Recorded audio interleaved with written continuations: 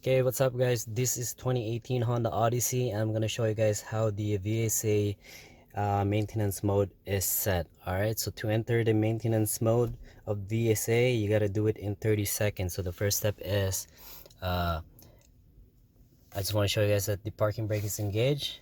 Alright, so I just want to show you guys that the first step is to turn the ignition on. Alright, and then the next step is to release the parking brake. So while you're holding the brake, you want to push on this.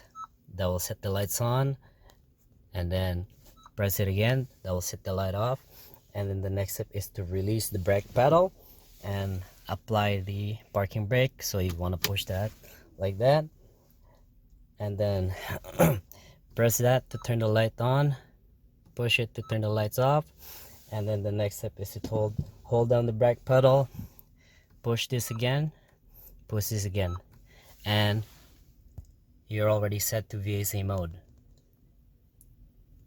That's flashing right there. Alright guys, so that's how you enter the VSA maintenance mode on 2018 Honda Odyssey 9-speed. Alright guys, if you guys like this content, if you haven't done so, subscribe, like, comment, and ring the bell. Thank you guys.